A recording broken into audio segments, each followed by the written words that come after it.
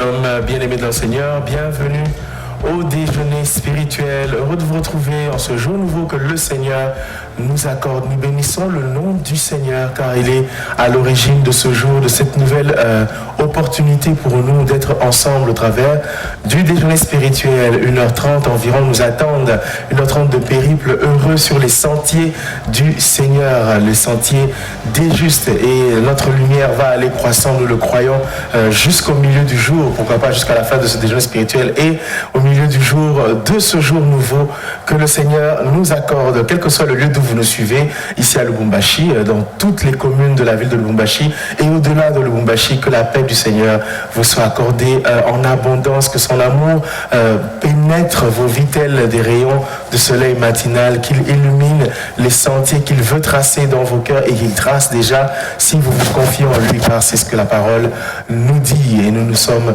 très heureux de pouvoir vous retrouver ce matin.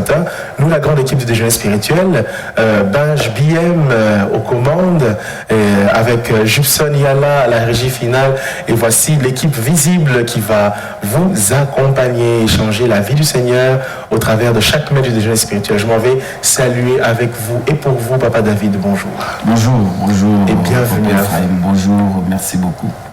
Maman Bijou, bonjour à vous. Bonjour, Papa Ephraim. Bienvenue à vous. Merci. Je crois que nous sommes parés pour communier avec nos bien-aimés à travers notre programme. Bien sûr, par la grâce de Dieu. Amen. Alors, que la grâce de Dieu, donc, ne soit pas vaine au milieu de nous. Saisissons-la et consommons-en les fruits. Bénissons le Seigneur ensemble. Maman Bijou, à vous de nous conduire. Seigneur, nous venons te dire merci ce matin, Père. Nous venons reconnaître que ce n'est pas par notre force, ce n'est pas non plus par la puissance, mais par ton esprit, Père, que nous sommes là, que nous pouvons respirer, que nous pouvons nous servir de chacune de nos membres, Père éternel, mon Dieu. Merci pour ces personnes qui nous suivent ce matin, Père. Peu importe le lieu, Seigneur, nous te disons merci, parce que tu as choisi cette journée, Père éternel, pour toucher, impacter nos vies, Père éternel, mon Dieu. Car nous reconnaissons, Père, que c'est un jour nouveau, éternel, mon Dieu, avec des nouvelles choses, éternel, des nouvelles surprises que toi tu as prêté pour nous, Père éternel, oh Dieu. Ma prière ce matin, Père éternel, que personne ne loupe ou ne passe à côté de ce que toi tu as prévu pour chacun de nous, Père. Nous voulons toucher, nous voulons palper. Oh Seigneur, si aujourd'hui tu avais prévu de guérir un frère, de toucher une sœur éternelle, oh Dieu, de délivrer, Père éternel, oh Dieu, que personne ne loupe cette occasion, Père éternel, oh Dieu. Merci pour ta main puissante qui va nous chercher même dans les fonds du gouffre, Père éternel, oh Dieu. Merci pour cette main puissante qui agit. Merci pour cette main puissante qui restaure. Merci pour cette main puissante qui fait du bien, Père. Et aujourd'hui encore, nous faisons confiance à cette main puissante, car nous croyons, Père, que tu vas nous faire du bien. Nous croyons encore aujourd'hui que toi, tu vas toucher et impacter nos vies, non pas pour la gloire d'un homme, mais pour ta gloire à toi, Seigneur. Nous avons ainsi prié, nous disons Amen. Amen. Bon appétit à vous qui êtes avec nous. Bon appétit, Papa David, Maman Bijou. Merci pareillement. Merci. 081 42 44 406, c'est notre buffet. C'est à ce buffet que vous venez prendre chaque mets du déjeuner spirituel par SMS ou par message WhatsApp. N'hésitez pas à nous écrire et nous aurons une très grande joie à communier ensemble.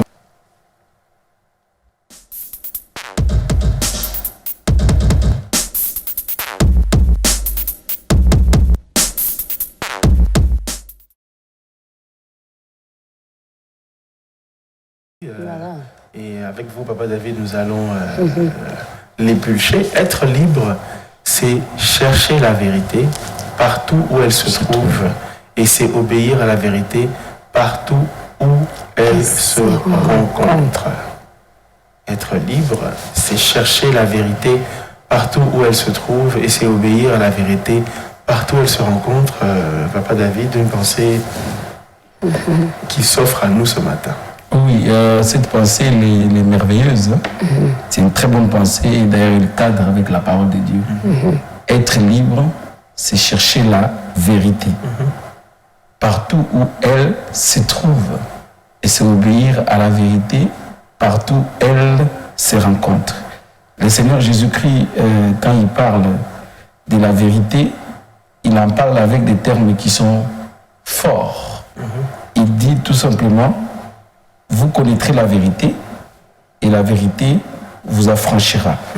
Donc quand il dit ça, vous allez vous rendre compte que en réalité, il parle de la liberté.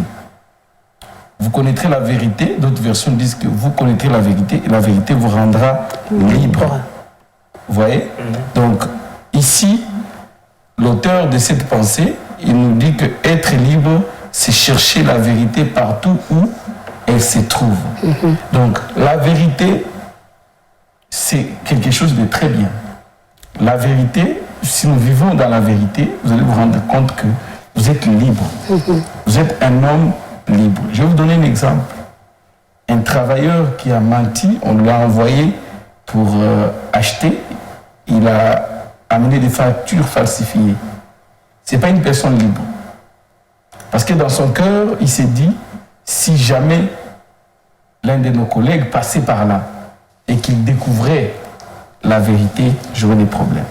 Il s'est dit, si jamais l'audit se faisait et que l'on découvrait que ces factures étaient falsifiées, il vit sous une peur perpétuelle. Il vit sous une pression perpétuelle. Il vit sous une tension telle que ça peut l'amener même à développer certaines maladies. Tout simplement parce que consciencieusement, cette personne sait que ce que j'ai fait, ce n'est pas la vérité. J'ai dit des faussetés en lieu et place de la vérité. Donc, Jésus-Christ, quand il dit, vous connaîtrez la vérité et la vérité vous affranchira, je voudrais lire ces versets parce que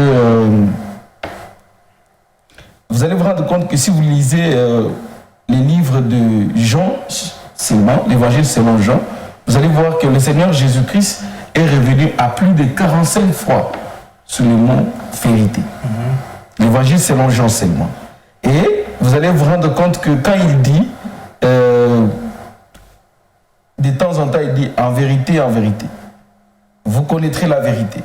En vérité, je vous dis la vérité. Je vous parle dans la vérité. N'est-ce pas? Là où il n'y a pas la vérité. Alors le verset dont je faisais allusion, c'est Jean chapitre 8, le verset 32. Jean chapitre 8, le verset 32, il dit, vous connaîtrez la vérité et la vérité vous affranchira. Vous connaîtrez la vérité vous rendra libre. Un homme qui vit dans la vérité, c'est une personne libre. Je suis allé, je prends toujours le même exemple, je vais le donner tout à l'heure. Je suis allé, on m'a envoyé, j'ai fait des achats, j'ai amené des factures qui sont en bonne et due forme, des factures qui sont vraies, vérifiables. Je suis une personne libre. Je n'ai aucune contrainte en moi. Je n'ai aucune crainte en moi. Je n'ai aucune pression sur moi parce que je sais que ce que je fais, c'est correct. Vous voyez donc, la vérité, certainement, nous amène la liberté. Et si nous connaissons là où se trouve la vérité, il faut la chercher. Alors, il y a les communs des mortels disent que la vérité et le mensonge, c'est la nuit et le jour. Mais laissez-moi vous dire que partout où règne le mensonge, la vérité finira par apparaître. Et le jour où la vérité apparaîtra, tout le monde se rendra compte qu'on nous a gardés pendant la nuit et pendant une longue période. Donc c'est pourquoi je pense que cette pensée est cadre avec ce que Jésus-Christ nous enseigne dans les évangiles.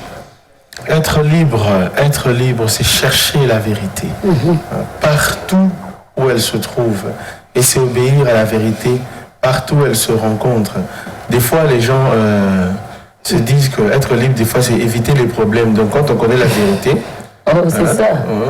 c'est éviter les problèmes. Je ne veux pas les dénoncer ou apporter une vérité que les gens n'ont pas envie d'entendre, ou bien apporter une vérité qui peut me causer des problèmes.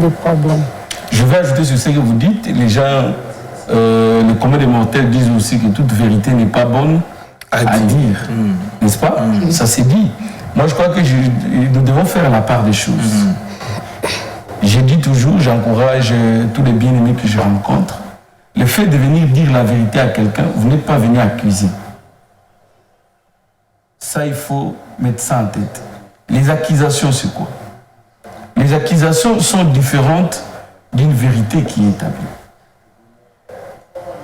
C'est la conception de l'environnement.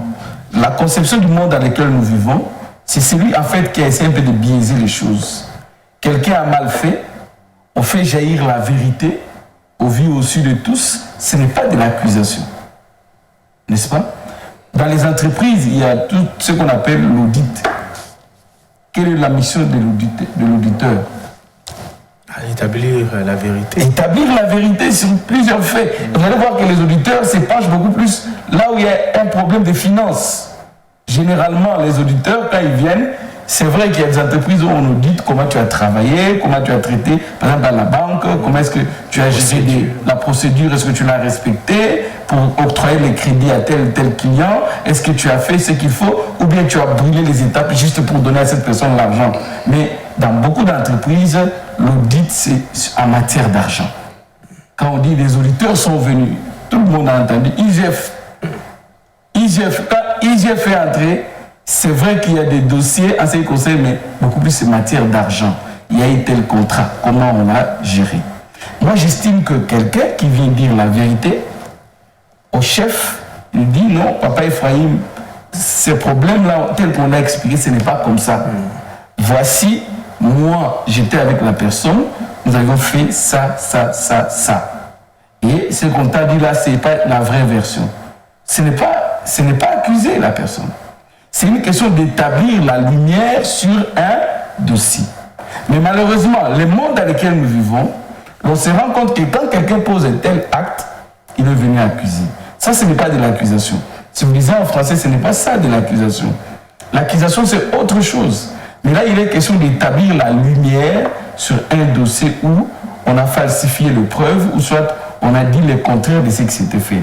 C'est ça la grande différence aujourd'hui.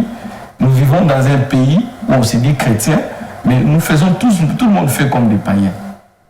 Tout le monde fait comme des païens. Moi, je pense que les enfants de Dieu devaient être les fils de la vérité. Comme j'ai dit, dans le seul évangile de Jean, au moins 45 fois, Jésus-Christ a utilisé le mot vérité. Cela veut dire quoi? Cela veut dire qu'il a mis un accent sur la vérité. Lui-même, il dit, je suis le chemin, la vérité et la vie. Parce que Jésus est la vérité et que nous sommes de ceux qui faisons comme Jésus, comme Christ, voilà pourquoi on nous appelle chrétiens, nous devons vivre dans la vérité. Et là où on a falsifié la vérité, nous devons amener la lumière en disant la vérité, rien que la vérité. Je ne pense pas que ce soit de l'accusation et je ne pense pas que ce soit une bonne résolution de dire toute vérité n'est pas bonne à dire. Toute vérité n'est pas bonne à dire, là nous tombons dans ce qu'on dit la discrétion. Là c'est autre chose. Tu peux connaître la vérité, mais on te dit de ne pas les dire. Sois discret. Ce n'est pas dans les soucis de nuire l'entreprise, ce n'est pas dans les soucis de nuire une personne, mais dans les soucis de garder cette information à un certain niveau. Et généralement, la discrétion, ce n'est pas pour les mensonges. Vous voyez, n'est-ce pas? La discrétion, c'est par rapport à une vérité, on t'a dit, elle est telle que l'on te dit, on ne t'a pas autorisé de le dire à quelqu'un d'autre. Sois discret. Et nous voyons que la Bible nous apprend aussi la discrétion. Mais là où on a dit les mensonges et que toi tu connais la vérité, l'enfant de Dieu doit dire la vérité, c'est pour ramener à la lumière. Et surtout que celui qui le dit, c'est aussi un enfant de Dieu. Je vous donne un exemple pour finir. On avait un contrat avec quelqu'un et cette personne avec qui on travaillait, c'était un enfant de Dieu aussi. Alors cette personne va nous mettre un intermédiaire. Et l'intermédiaire qui nous a mis dans ces contrats, c'est un pasteur, un homme de Dieu, un homme d'église. Mais il s'est fait que pendant une certaine période, on constate que les choses ne se passaient pas comme prévu. On m'a eu au téléphone, on me pose la question, mais comment est-ce que nous pouvons avoir un feedback? Moi j'ai dit, feedback à propos de quoi? Voici, non, depuis que nous nous sommes convenus, les choses, voici à quel niveau nous sommes arrêtés. La dame était très surprise. Je ne savais pas que c'était un pasteur, un homme de Dieu. La dame, elle a parlé, elle a dit, en tout cas, je suis très surprise parce qu'en réalité, les choses devaient se passer comme ça. J'ai dit, madame, ce que je vous dis, c'est ça. Vous pouvez venir vérifier. Et quand, à la fin, cette dame me dit, vous savez pourquoi je vous ai envoyé cet homme-là? Je sais que vous êtes serviteur de Dieu, et celui-là aussi, c'est un serviteur de Dieu. Je vous ai mis en contact parce que je pensais que ça va couler et qu'avec vous, ça va marcher. Mais quand on a découvert que réellement cette personne n'a pas fait ce qui devait se faire, cette maman était déçue, complètement déçue. Et ici, je profite pour dire du haut de ces plateaux, pour dire que nous qui sommes enfants de Dieu, serviteurs de Dieu, nous devons marcher dans la vérité. Nous devons vivre dans la vérité. Nous devons poser les actes dans la vérité. La vérité vous rendra libre. On peut vous accuser faussement, mais si vous êtes dans la vérité, gloire à Dieu. Restez dans la vérité, parce que la vérité finira par vous justifier. Et si vous pensez que vous êtes dans le faux, dans le mensonge, dans la falsification des factures, dans des rapports qui ne sont pas corrects, dans des dires qui ne sont pas bons, il est grand temps de changer, de vous repentir, de demander pardon à Dieu et de revenir vers le Seigneur et de prendre la résolution de marcher dans la vérité. Parce que le Saint-Esprit est capable de nous donner la force de vivre et de marcher dans la vérité. Les hommes intègres, ce sont des hommes qui vivent dans la vérité. Gloire au Seigneur, vérité et liberté, deux sœurs jumelles, des sœurs jumelles qu'il ne faut pas séparer. L'autre ne peut pas mourir pour que l'une évolue seule. Non, les deux ensemble. Merveilleuse pensée, plus qu'édifiante, et nous poursuivons dans les jeunes spirituels, plat après plat, on fait le plein de batterie. Hein. Prenons une expression dans ce déjeuner spirituel pour enrichir notre vocabulaire. Hein. Le français, nous faisons partie de la francophonie. Alors bon, prenons quelques mots et expressions, enrichissons notre vocabulaire tout de suite.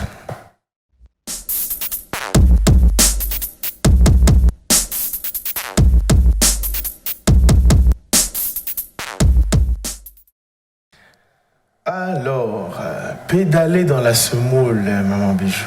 Pédaler dans la semoule. Les Français ont des expressions terribles. Pédaler dans la semoule. Ne pas progresser. S'embourber. Être dépassé par les événements. Quand on dit de vous que vous pédalez dans la semoule, donc... le tableau n'est pas très reluisant. Non, pas du tout. Vous faites du surplace. Alors que vous croyez que vous êtes en train d'avancer. Et ben voilà. Et généralement, on n'aime pas entendre ça. On vous dit que vous pédalez dans... Waouh, c'est tout Congolais que nous sommes. Alors, vous pédalez dans la semoule. Êtes-vous de ceux qui pédalent dans la semoule? Non. Espérons-le, il ne faut pas pédaler dans la semoule. Je le refuse catégoriquement. Il faut progresser, il ne faut pas s'embourber. Voilà. Il ne faut pas être dépassé par les événements, il ne faut pas pédaler dans la semoule. Alors, qu'est-ce qu'on peut dire un tout petit peu de cette expression? Les origines de cette expression sont incertaines. Elle est une métaphore qui compare notre difficulté à nous sortir du pétrin à la difficulté d'un cycliste s'il devait avancer dans de la semoule. C'est ça. Voilà. Imaginez un cycliste dans la semoule ou toute autre farine, la difficulté, la peine qu'il aurait à s'en sortir. Et ben on utilise cette image pour dire que, pour sortir de cette image une expression qui pourrait qualifier l'état dans lequel on est, d'embourbement, vraiment de patauge, sans issue, et voilà. Donc on utilise même une expression pour expliquer l'expression, on dit sortir du pétrin, donc là c'est encore autre chose. Là c'est encore autre chose. Donc, sortir du pétrin. Oui, sortir du pétrin, ça c'est encore une autre expression, mais qui n'est pas notre expression. Un autre mot nouveau. Il faudra citer. Vous voyez par exemple là, quand on a bien dit c'est une métaphore, n'est-ce pas? Donc ce sont des images qu'on a empruntées, n'est-ce pas, d'ailleurs, qu'on a amenées pour communiquer une pensée. La métaphore en tant qu'une figure de style, et c'est ça la force de la métaphore, ce sont les images. Pédaler dans la semoule. Moi, j'ai fait le vélo, donc il est difficile de rouler là où il y a des sables. Si vous avez le vélo normal ici, dans les sables, tu vas t'arrêter. Les sables, c'est comme... on peut appeler ça, c'est un terrain très très très compliqué. Il y a le sable, il y a aussi là où il y a la boue. C'est difficile de pédaler et d'avancer. La boue d'ailleurs, vous allez vous embourber comme on a dit, mais le sable, vous allez vous rendre compte que le pneu n'est pas sur la surface. Les pneus foncent et vous devez fournir beaucoup d'efforts. Les vélos normaux, vous allez vous arrêter. Et il y a les vélos qui vous donnent la possibilité de plusieurs vitesses. Vitesse, entre guillemets, mais on appelle ça c'est comment encore qui vous donne la possibilité d'avoir, parce qu'il y a plusieurs sections sur la roue. Sur la roue, il y a un mécanisme là, par où passe la chaîne qui communique les mécanismes qui vous permet de pédaler qui tire la roue. Alors, il y a un nom qui m'échappe. Alors, on vous donne qu'il y a plusieurs dispositions. La grande disposition, c'est pour des terrains très plats et des terrains où c'est dur. La moyenne disposition, c'est pour des terrains où tu peux monter et descendre. Mais si tu es arrivé sur une montagne ou sur ce terrain-là, la chaîne descend sur la petite disposition. Vous sentez que ça devient très léger pour vous. C'est très léger parce que ça vous permet de pouvoir fournir beaucoup d'efforts et pour avancer. Et c'est ça, moi je pense que cette métaphore, elle tombe vraiment elle a son sens en fait. Pédaler dans la semoule, ça veut dire tout simplement s'embourber, marquer les pas. Parce que dans la semoule, c'est difficile d'avancer. Même si vous fournissez beaucoup d'efforts, ça ne sera pas comme sur un terrain aplani. Voilà, donc moi excusez-moi, que je relis ça avec l'expression. Voilà, avec la pensée du jour. Avec la pensée du jour. J'appelle la semoule comme étant les mensonges. Voilà. Donc, un homme qui vit dans les mensonges, c'est difficile d'avancer. Pédale dans la semoule. Il pédale dans la semoule. Un menteur pédale dans la semoule. Alors, pour avancer, pour ne pas s'embourber, soyez vrai. Voilà. Vivez dans la vérité, dites la vérité. Ainsi, vous allez commencer à pédaler et vous allez avancer. Pédaler dans la semoule, maman Bijou. En tout cas, ne pédalez jamais dans la semoule. Jamais. Sinon, vous serez la risée de tout l'environnement. Benj BM ne pédale pas dans la semoule, que personne ne pédale dans la semoule. Une belle expression, une belle métaphore, c'est l'intérêt des métaphores, elles nous font voyager, elles nous font nous illustrer les choses et très intéressant. Après l'expression du jour, prenons le pain du jour, nous sommes en train de décortiquer ce merveilleux message de ce dimanche passé. Prenons-le et consommons-le à vos Bibles, à vos stylos, à vos carnets. Bon appétit et tout de suite après on se retrouve.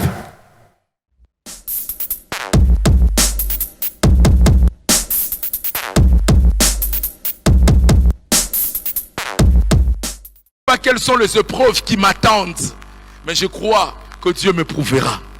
Ce qui est bon avec les épreuves, c'est que Dieu le pèse. La Bible dit aucune tentation ne vous est survenue qui n'ait été humaine.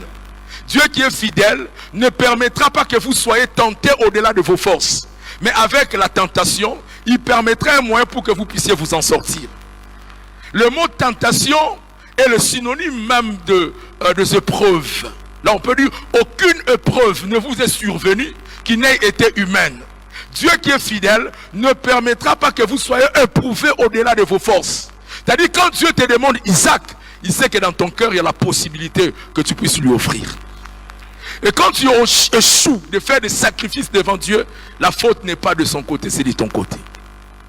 Dieu n'a jamais été fautif ou n'a jamais été responsable de nos échecs, de nos ratés. Quand tu échoues, c'est de ta propre faute. Mais quand Dieu te prouve, sache qu'il t'a donné aussi la force d'accomplir cette épreuve. Troisième vérité, c'est que Dieu connaît toutes choses, mais dans l'épreuve, il nous fait passer à l'examen. Nous passons par les examens quand Dieu nous éprouve. Quand Dieu nous éprouve, ce n'est pas qu'il ignore quelle sera notre attitude, ce que nous allons faire par après. Non, non, Dieu connaît toutes choses, mais il nous fait passer par l'épreuve. Regardez ce qui se passe avec nos professeurs à l'université, à l'école. Quand un professeur te pose un examen, est-ce qu'il ignore les réponses? Le professeur connaît, mais il te fait passer par l'épreuve. Et Dieu aussi pour traiter avec les hommes, sachant que nous sommes humains limités par notre manière de faire et d'agir, il vient nous faire passer par des épreuves. Et il veut évaluer notre foi, mais il connaît la réponse. Amen. Quatrième vérité, en rapport avec les épreuves, c'est qu'en te prouvant, sache que Dieu te réserve le meilleur. Il te réserve de meilleures choses. Quand Dieu t'éprouve, sache qu'il te réserve de très très très bonnes choses. Ça sera Isaac, ça ne sera pas autre chose. C'est pourquoi je suis venu dire à quelqu'un qui va offrir. Non, tu feras comme Abraham. Isaac ne restera pas au Mont Morisha. Tu retourneras avec lui à la maison. C'est-à-dire quand nous offrons à Dieu, nous ne perdons pas. Nous ne perdons pas. Avec Dieu de foi, c'est comme l'équipe gagne. Ceux qui jouent aux dames, au jeu de dames, connaissent ce jeu. Tu donnes tous les pions, tu bouffes les pions et à la fin, c'est toi qui gagnes. Et c'est comme ça que Dieu travaille. Tu te sacrifies, tu te donnes, tu lui offres des choses. En retour, tu ne le perds pas. Tu gagnes. Amen. C'est pourquoi apprends à sacrifier. Fais des choses avec Dieu. Tu ne perdras pas. Dieu s'est récompensé. Et il les fera très bien. Et dernière vérité, c'est que les domaines dans lesquels tu es le plus éprouvé, c'est les domaines dans lesquels Dieu te réserve de grandes bénédictions. Je le répète, les domaines dans lesquels tu es éprouvé, c'est les domaines dans lesquels Dieu te réserve de très grandes bénédictions. Si tu demandes Isaac, sache qu'il te donnera les nations. Toi ne vois pas seulement Isaac, il y a des nations qui t'attendent Abraham. Et si tu agis selon Dieu, tu verras ces choses. Je suis venu dire à quelqu'un, ne t'économise pas, ne te réserve pas, n'épargne pas à l'excès. D'ailleurs, la Bible dit, celui qui épargne à l'excès ne fait que s'appauvrir. Dans l'économie du monde, ça ne s'explique pas. Si tu veux amasser, si tu veux développer tes revenus, il faut avoir de l'épargne, savoir épargner. Mais Dieu dit, celui qui épargne à l'excès ne fait que s'appauvrir. Fais le sacrifice avec Dieu et tu verras ce que Dieu fera pour toi. Amen. Et il attend de nous des sacrifices. Deuxième enseignement que nous tirons de cette histoire, c'est que la foi rend les sacrifices possibles et le fait accepter devant Dieu. La foi rend les sacrifices possibles et le fait accepter devant Dieu. Sans la foi, aucun sacrifice ne pourra être agréé devant l'Éternel. Pour que Dieu agrée quelque chose, il exige la foi. Il voit la foi. Voyez ce qu'il est dit dans Hébreux 11, le verset 4. Deux frères vont offrir. Et la Bible nous présente ces deux frères comme étant le premier à offrir le sacrifice parmi les humains. Caïn et Abel. Caïn va à son tour offrir le sacrifice de son champ. Mais l'autre, son frère Abel, va offrir autre chose. Les fruits de sa chasse. Il va offrir ses sacrifices à Dieu.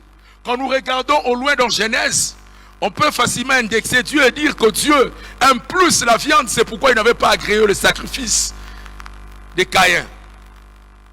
Mais Hébreux chapitre 11, le verset 4, la Bible dit c'est par la foi que Abel offrit.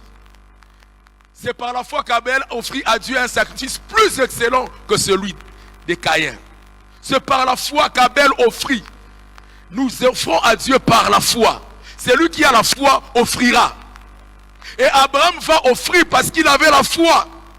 Il croyait que Dieu ferait quelque chose. Il savait que son Dieu qui lui avait promis Isaac ne permettrait pas que son fils meure comme ça. Non, il avait la foi. Celui qui n'a pas la foi n'offrira pas. Celui qui n'a pas la foi n'offrira pas. Et le pasteur commence par dire que nous devons savoir que nous sommes appelés à être éprouvés. En tant qu'enfants de Dieu, l'épreuve sera sur notre route. Et il s'est attelé à décortiquer un peu ce qu'on devrait comprendre sur l'épreuve, pour ne pas avoir de confusion. Avant de revenir à vous, frère David, permettez que je lise ce message. Bonjour mon émission, mon âme bénit l'Éternel parce qu'il m'a fait du bien. Que Dieu vous comble de tous de ses bénédictions et bonne suite de la semaine à vous. Eh bien, c'est signé le frère Kevin Joseph à qui nous disons merci, amen, que Dieu vous bénisse, frère Kevin Joseph. Et aussi un message WhatsApp qui dit bonjour papa Ephraim, bonjour maman Bijou, bonjour papa David. C'est le frère Thompson Williams Mouteba. Après un moment d'absence à Lubumbashi, je suis de retour. Nous rendons gloire à Dieu pour la parole éternelle, radio-télévision, malgré la distance. Je suis toujours le déjeuner spirituel sur Facebook. Et bien, gloire au Seigneur, c'est aussi pour nous l'occasion de nous rappeler que vous pouvez retrouver le déjeuner spirituel sur Facebook, sur YouTube, en tapant Parole éternelle TV, RTV. Parole éternelle RTV, frère David, veille au grain, et merci beaucoup d'avoir apporté cette correction. Alors, nous pouvons revenir au pas du jour, frère David, l'épreuve, quelque chose à laquelle le chrétien ne peut échapper. Merci beaucoup, mais je voulais ajouter que nos plateformes, il y a aussi les sites. Oui, il y a aussi le site. Les sites internet. www.paroleéternelle-rtv.com. Voilà, merci beaucoup. Et nous voulons revenir au pain du jour, le message qui nous a été prêché le dimanche. Le pasteur Landry nous a amené dans les domaines du contexte du sacrifice. Le thème même, c'est ça, le sacrifice d'Isaac. Le sacrifice d'Isaac, là nous voyons, il a épinglé l'aspect même du sacrifice. Il a dit, le sacrifice, c'est à cela que Dieu nous attend. Hier, nous avons vu Romains 12 par rapport à nous du Nouveau Testament. Mais quand nous voyons ceux de l'Ancien Testament, qu'est-ce que Dieu leur demandait? Dieu ne demandait pas d'offrir leur corps, mais Dieu leur demandait de pouvoir quitter certains avantages dans le souci de les suivre.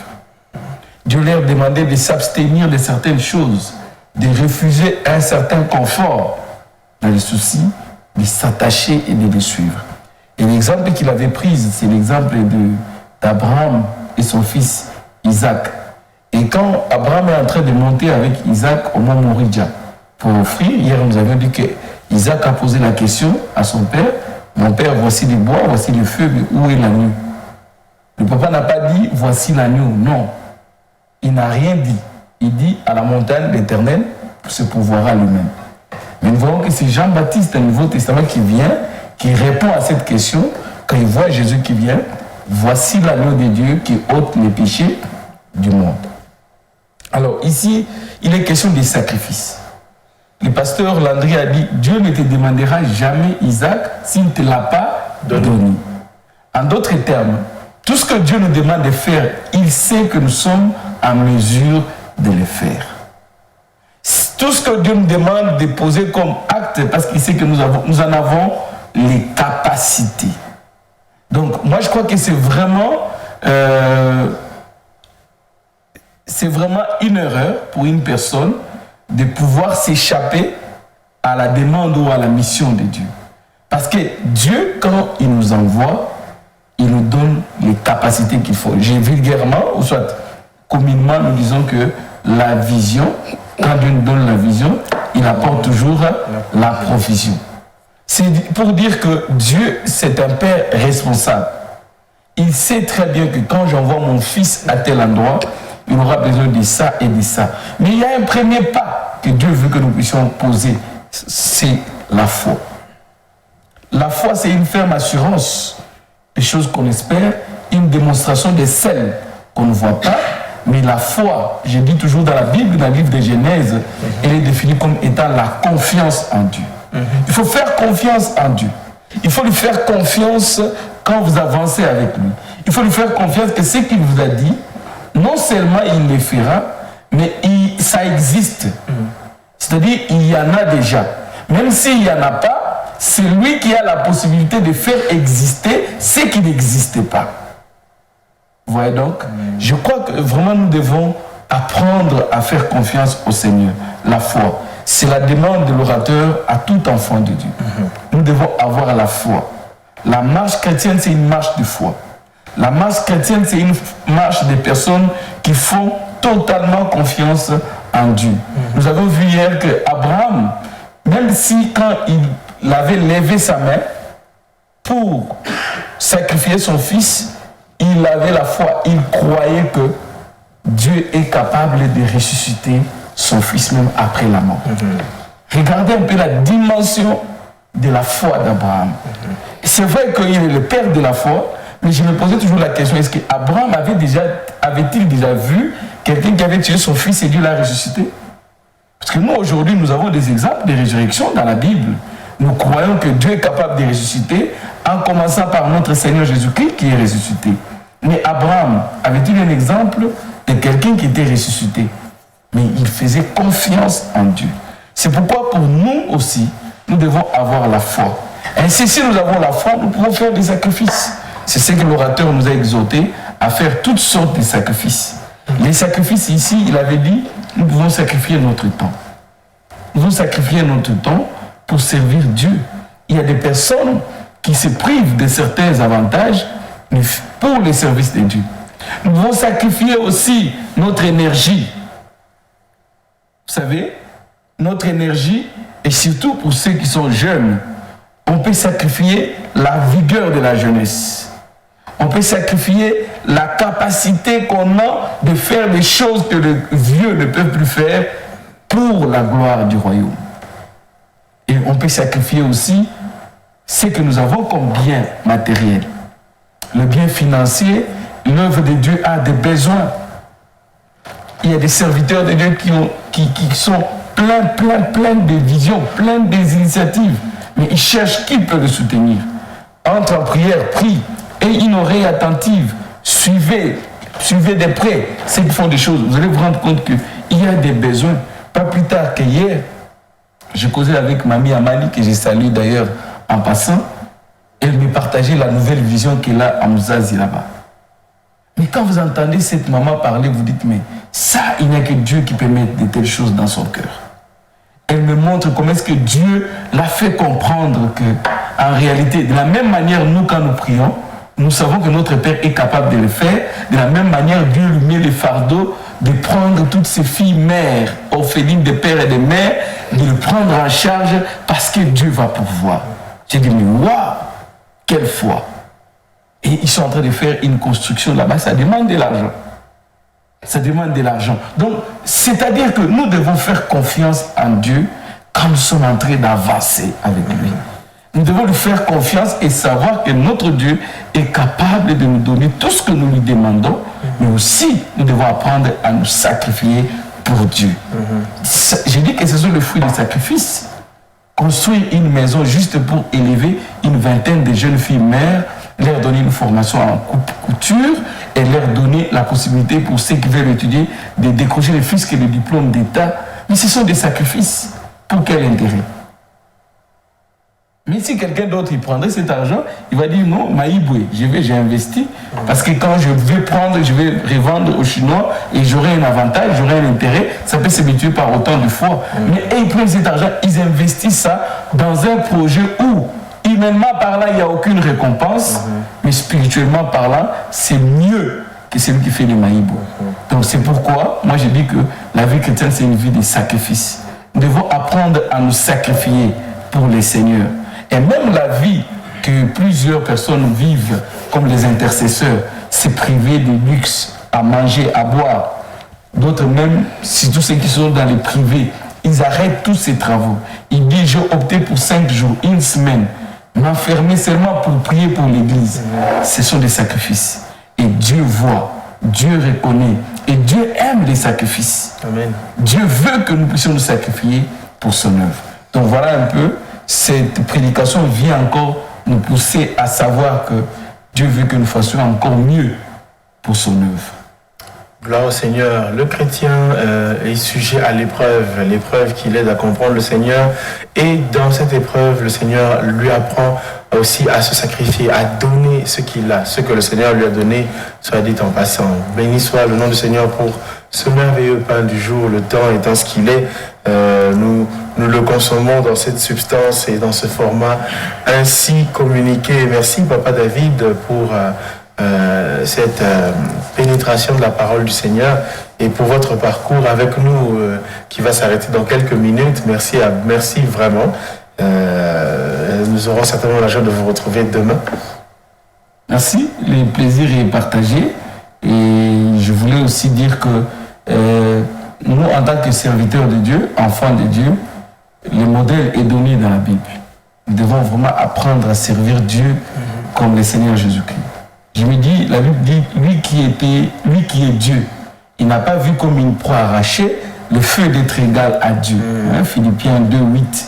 Il s'est abaissé, il est venu vivre comme un homme simple.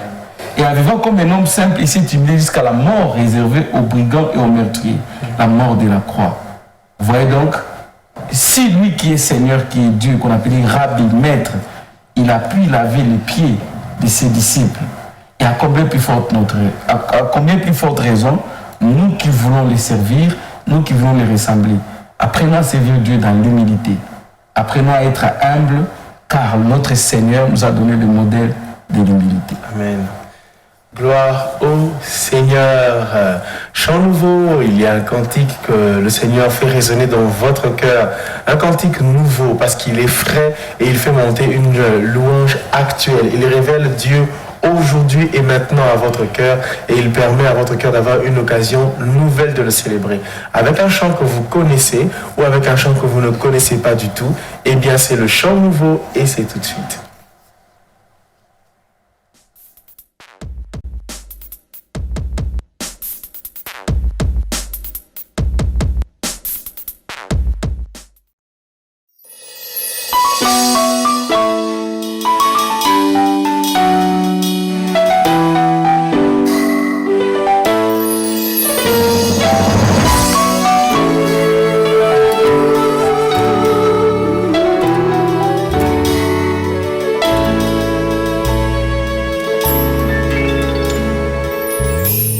Je sens un vide en moi que personne ne peut combler. Je sens un vide en moi qu'aucune chose ne peut remplir. Chaque solution dans ma vie m'apporte un nouveau problème. Après tous mes besoins, il m'en reste toujours un autre. Ma vie comblée de ta sainte présence. Je voudrais passer ma vie à ta recherche, oh divin maître. Te connaître à fond pour mieux comprendre le reste. Oh, oh, oh. Inonde mon cœur de ton amour. Inonde mon cœur de ta passion. J'ai du mal à aimer, j'ai tellement du mal à aimer que je n'arrive pas à aimer ma propre vie ni moi-même. Mais j'ai compris que l'amour est une sémence seul peut donner le Saint-Esprit, oh mon Jésus. Je te prie, je t'en supplie, exauce-moi. Que tes mains ne soient plus un simple mot, mais une raison pour moi de vivre.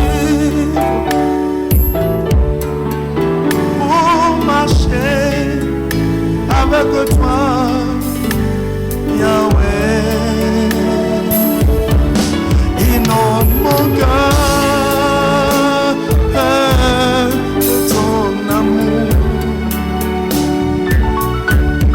inonde mon cœur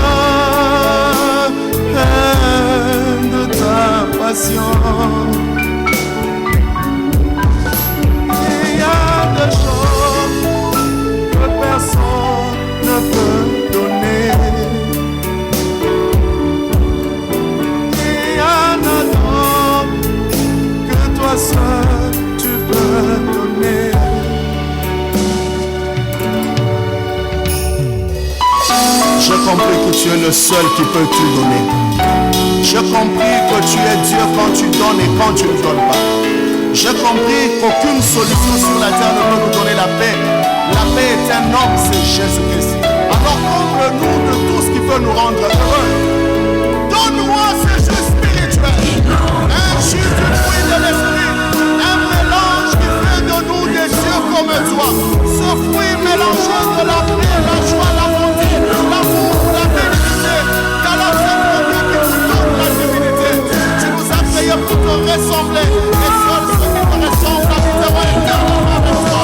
Jésus, Jésus, alléluia. Je sois de ta présence, de ta passion.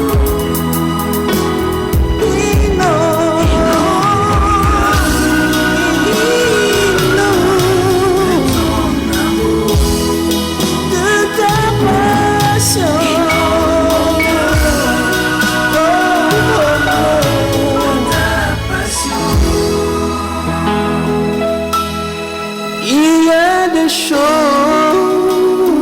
que personne ne peut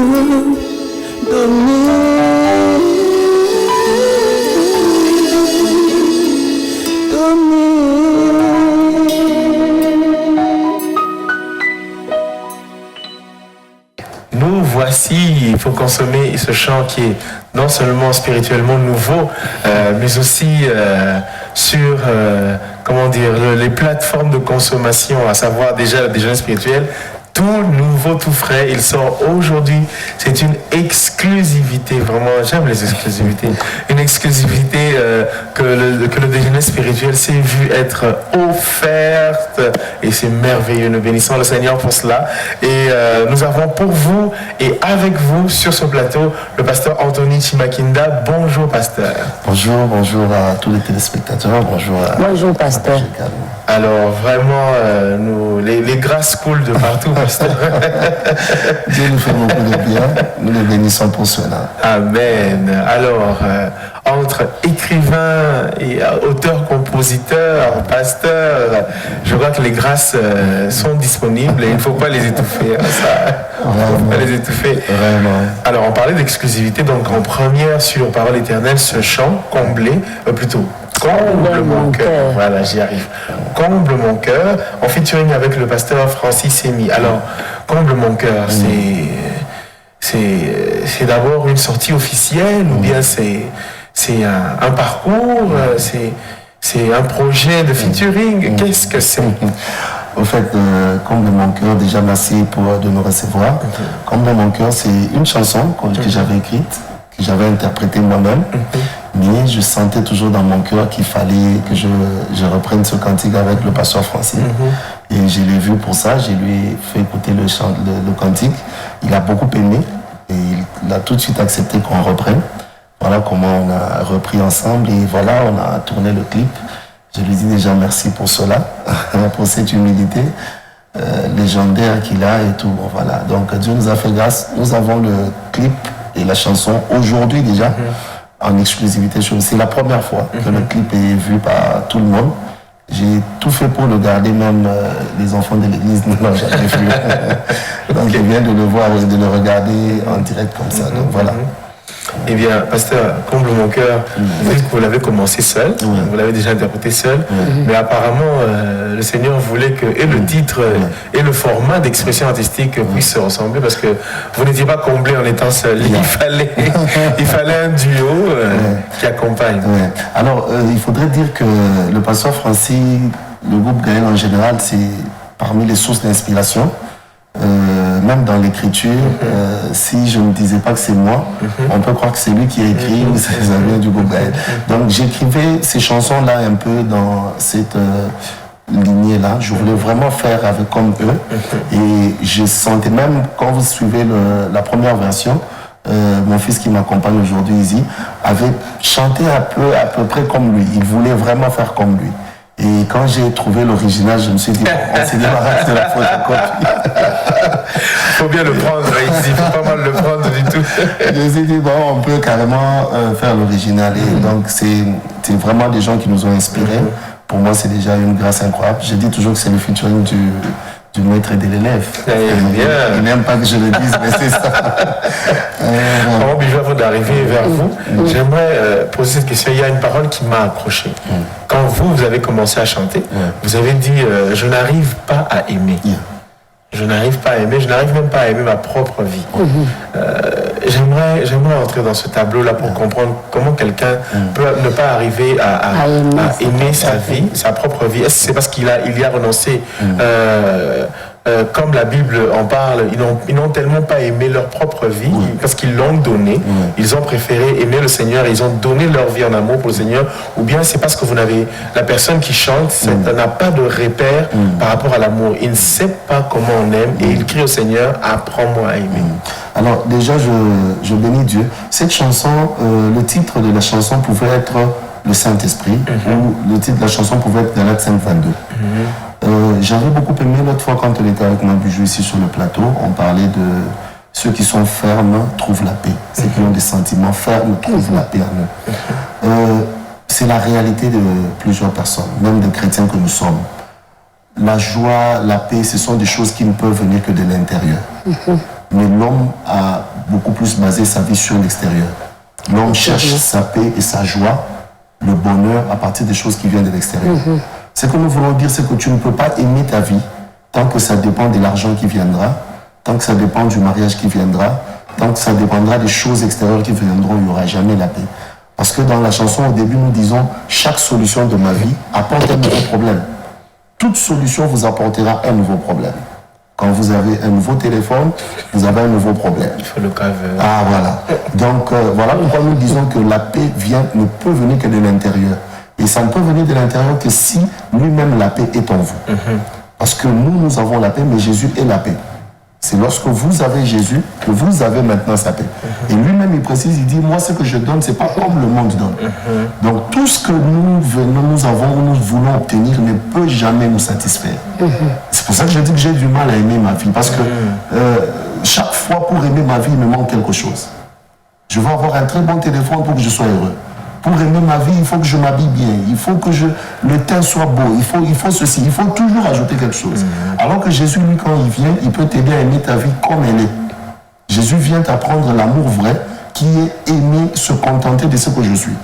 Ne pas chercher à avoir les oreilles de l'autre, ne pas chercher à avoir le teint de l'autre, mais aimer et apprendre à voir sa vie comme Dieu la voit. Amen. Donc c'est un peu ça, c'est pour ça que je dis que j'ai du mal à aimer ma vie. Et pour un témoignage vrai, dans cette chanson, dans la première version, je disais, je pensais que quand je vais me marier, j'aurai la paix.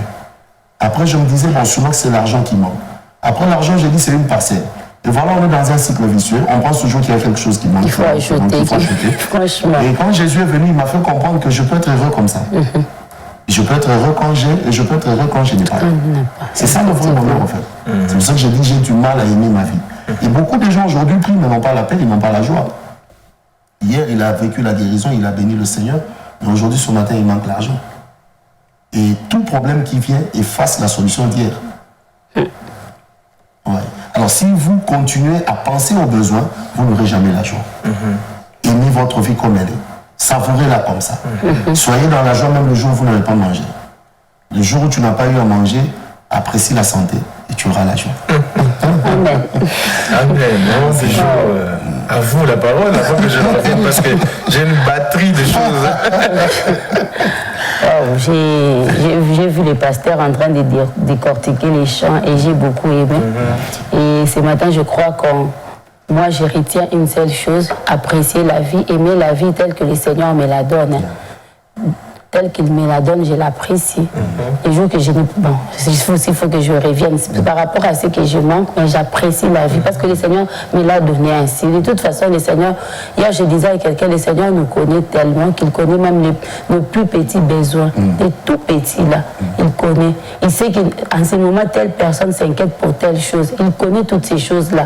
Et si il ne permet pas que je puisse pas avoir ça, ce n'est pas parce qu'il ne m'aime pas ou qu'il ne veut pas de moi.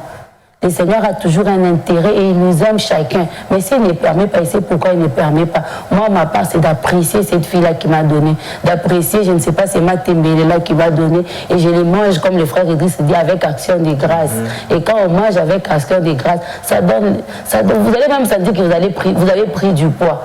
Alors que c'est lui qui, peut-être qu'il y a toutes ces choses-là, que la personne qui lorsqu'il passe chaque matin, vous regardez, arrange, Nami et pas allé.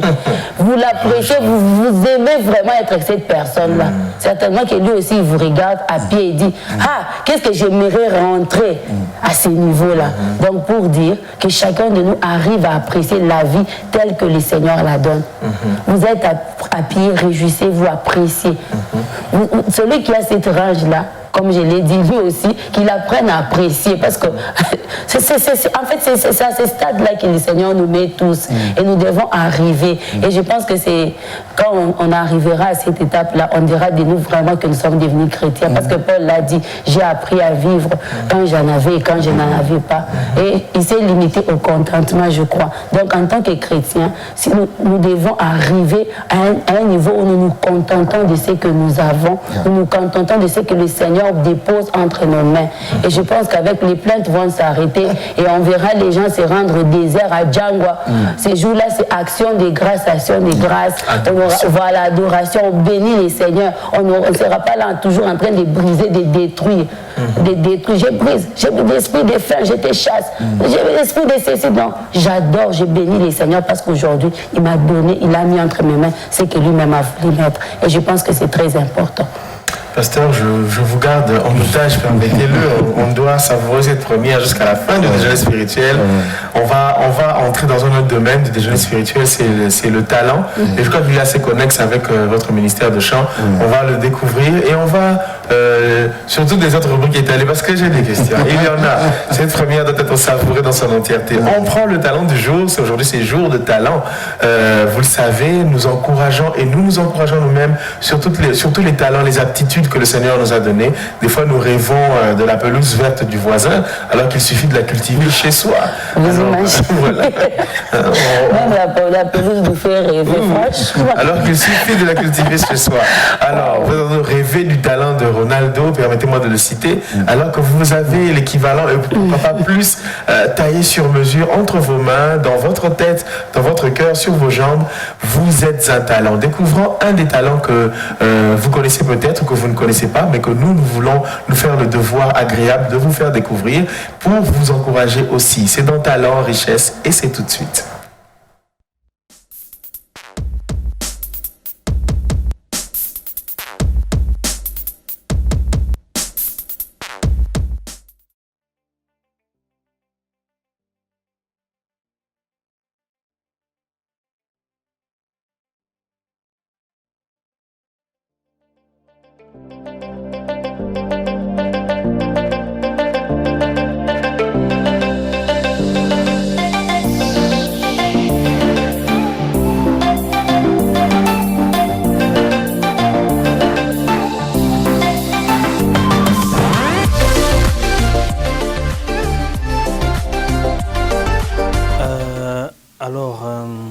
J'ai commencé il y a déjà plusieurs années. Si je veux compter les années où j'ai commencé comme ingénieur amateur, si je peux dire ainsi, ça va faire 19 ans. Ça va faire 19 ans déjà. J'ai commencé comme ingénieur de son à l'église, les moissonneurs du Seigneur, pour qui je serai toujours très reconnaissant parce que c'est de là que tout est parti en fait. J'ai travaillé là-bas pendant plus de 18 ans, jusqu'à aujourd'hui d'ailleurs. Et c'est à partir de là que j'ai suivi des formations, que j'ai eu l'opportunité de suivre des formations pour devenir ingénieur du son dans le monde pro. Voilà. Alors ce qui m'a motivé de devenir ingénieur de son, je dirais d'abord avant d'être ingénieur de son, j'étais à la chorale. Et comme il n'y avait plus d'ingénieurs de son à l'église et que c'est une branche qui m'intéressait vraiment beaucoup, j'ai commencé par devenir ingénieur du son, d'abord à l'église. Mais ce qui m'a aussi beaucoup plus donné le goût de me perfectionner dans ce métier d'ingénierie de son, c'est lors du passage du groupe Exo-Éclat à Lubumbashi, organisé par Parole Éternelle. On a eu à travailler avec eux et c'est là que j'ai vraiment eu cette passion-là du son. Et c'est à partir de là, de fil en aiguille, que je suis devenu finalement ingénieur de son dans le monde pro. J'en ai fait carrément mon boulot. Être ingénieur de son, ce n'est pas aussi simple que ça. Ce n'est pas un concept simple à expliquer. Être ingénieur de son, ce n'est pas seulement monter les boutons de volume et descendre les boutons de volume. C'est au-delà de ça. Être ingénieur de son, comme je donnerai un exemple, être ingénieur de son dans l'église, c'est être au service de ceux-là qui sont en train de prester de la chorale et être au service du pasteur. Ce qui veut dire supporter le caprice de tout le monde, savoir gérer tout ce qui a trait au son et avoir des notions assez poussées sur les matériels utilisés tels que les mixeurs, les compresseurs, les micros, les synthétiseurs, la batterie, tout. On doit avoir des notions sur tout ce qui donne un son en fait. Donc être ingénieur de son, ce n'est pas seulement monter et descendre un volume, non, c'est pas ça. Il y a beaucoup trop de calculs à faire, il y a beaucoup trop à apprendre pour arriver finalement à faire un bon travail. Je dirais que c'est tout ça. C'est faire tout ça à la fois. C'est on vous donne le son qui est brut par la personne qui parle ou la personne qui chante. C'est à vous de faire en sorte qu'il soit intelligible par la foule qui est là pour suivre. En fait, c'est ça même l'ingénierie du son. C'est de prendre tous ces sons, les mélanger et les faire sortir pour que ce soit audible et bon à l'écoute.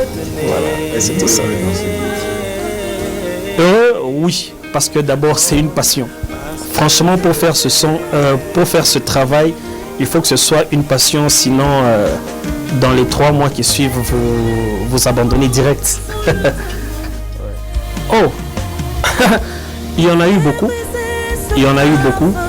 Pour moi, chaque travail sur lequel je suis est une nouvelle expérience pour moi. C'est pour moi une opportunité de mettre à l'épreuve tout ce que j'ai eu à apprendre. Et dans le travail d'ingénieur de son, on ne dira pas qu'on connaît tout, mais on apprend du jour au jour. Donc, chaque événement est une opportunité d'apprendre. Et voilà, c'est même ça la beauté de ce métier.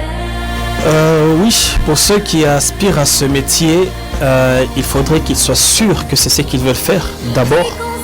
Parce que c'est un métier qui nous prend tout le temps, qui nous prend toute la concentration.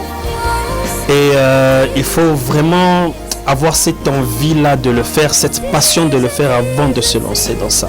Sinon je déconseillerais, je déconseillerais d'entrer dans ce métier si vous n'avez pas cet appel dans ce métier.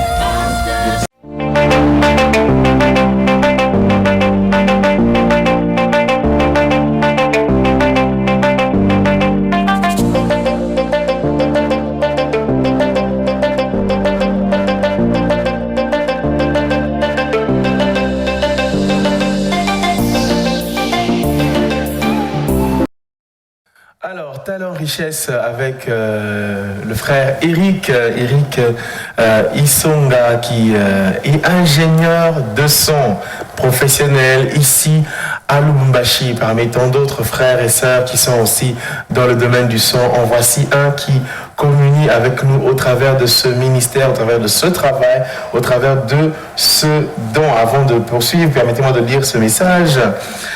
Bonjour des jeunes spirituels, bonjour frère Ephraim, Kendi Sorbijou Koulou est l'invité du jour. Aussi, je ne savais pas comprendre son chant. Ah là, il parle certainement du chant du pasteur. Chaque fois que je vois passer sur la chaîne, et aujourd'hui, je viens de me faire comprendre, je viens de comprendre son inspiration.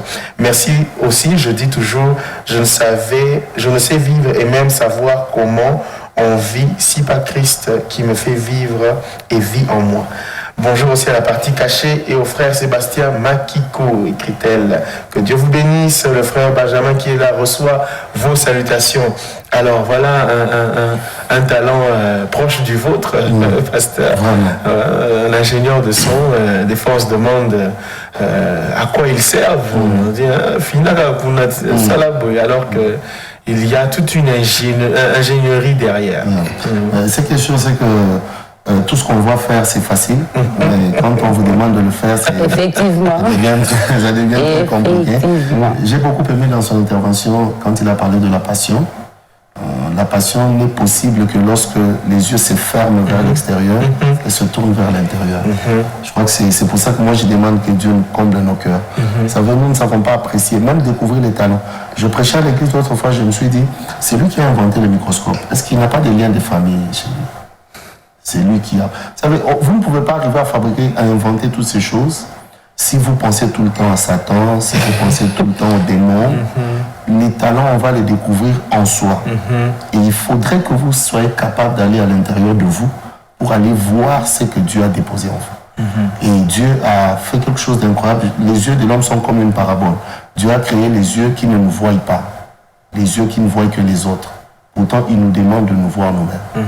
Donc, il faut ouvrir les yeux de l'intérieur pour aller découvrir quel est le talent que vous avez. Et pour ouvrir ces yeux de l'intérieur, il faut être aveugle de l'extérieur. Tant que vous ne voyez que les problèmes que vous avez, vous n'aurez jamais le temps de réfléchir. Or, le vrai bonheur vient de la réflexion, c'est donc la Bible. C'est très important. Peut-être que la Covid-19 attend quelqu'un qui va se révéler, qui va révéler son talent pour pouvoir y mettre fin. C'est ça, et on attend.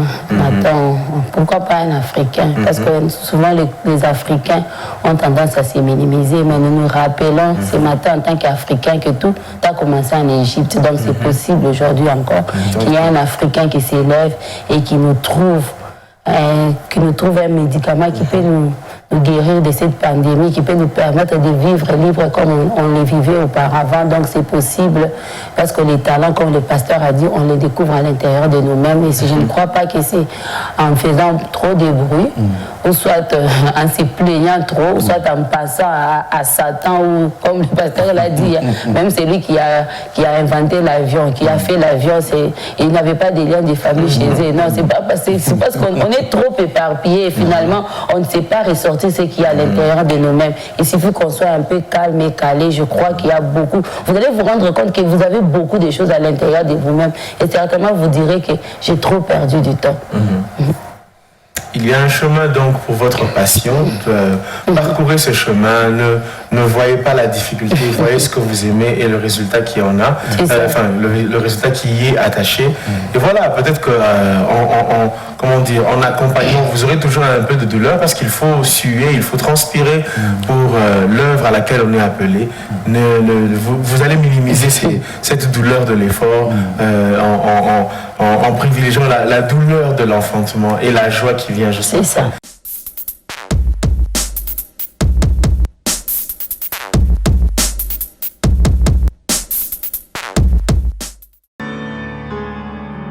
Voilà, pasteur, dans Ésaïe, nous lirons le chapitre 40, non, c'est 43 normalement. Non, 43 verset 4, voilà, 43 verset 4. Nous lisons le verset avec vous, pasteur. Voilà, parce que tu as du prix à mes yeux, parce que tu es honoré et que je t'aime, je donne des hommes à ta place et des peuples pour ta vie. Parole du Seigneur. Parole du Seigneur. Et nous lisons aujourd'hui Ésaïe chapitre 41, 42 et 43. Nous nous retrouvons à 16h30 pour faire le partage sur la portion des Écritures que nous avons commencé à lire depuis le jeudi de la semaine passée jusqu'à aujourd'hui. Vos questions sont les bienvenues. N'hésitez pas parce que le partage sert à cela. Pasteur, cette parole me ramène un peu à comble mon cœur. Est-ce que ça, c'est un élan du cœur de Dieu pour nous combler aussi? Vraiment. Parce que je t'aime. Ça fait du bien quand c'est Dieu qui te le dit. Amen. Quand Dieu dit je t'aime, ça fait du bien. Il dit je donne des hommes à ta place et des peuples pour ta vie. Qu'est-ce que Dieu ne peut pas donner d'autre? S'il est capable de donner des hommes à ta place et des peuples pour la vie. Dieu est le seul qui peut combler nos cœurs. Je crois que j'ai pris vraiment que le Seigneur comble nos cœurs. Il y a quelqu'un qui est sûrement à l'hôpital, quelqu'un qui a été amputé d'une jambe. J'ai aimé ce que je lui ai dit, si Dieu savait que ce qui va vous arriver, vous n'allez pas survivre, vous n'allez pas le permettre. Dieu précède tout ce qui va nous arriver. Et s'il me laisse venir, il sait que ça ne nous fera rien. Il est capable de donner des peuples pour nos vies. Que le Seigneur comble les cœurs dans les hôpitaux, en prison, que le Seigneur comble nos cœurs. Un jour, j'ai prêché à la radio, quelqu'un était soulagé dans une prison. Je prie que Dieu comble nos cœurs. Peu importe nos problèmes, que le Seigneur réellement nous donne la paix et qu'il nous déclare à l'oreille, je t'aime. Amen. Comble mon cœur, donc, sortie officielle aujourd'hui. Et c'est avec une très grande joie que nous avons eu la primeur de l'information et de ce plateau exclusif avec le pasteur Anthony Chimankinda. Sur quelle plateforme on peut retrouver? Donc déjà, tout de suite là, quelqu'un peut aller sur notre chaîne YouTube, évangéliste Anthony Chimankinda. Oui. Vous pouvez trouver et télécharger cette chanson. À partir de cet après-midi, nous serons sur Deezer, sur Amazon, sur iTunes, sur Spotify, pour que tout le monde soit capable d'écouter et que réellement cette chanson puisse nous bénir. Donc voilà, sur la chaîne YouTube, à partir de maintenant, évangéliste Anthony Chimankinda, et sur toutes les plateformes de téléchargement, Amazon, iTunes, Spotify et Deezer, à partir de cet après-midi. Vraiment télécharger cette chanson, partager au maximum, que le Seigneur nous comble réellement.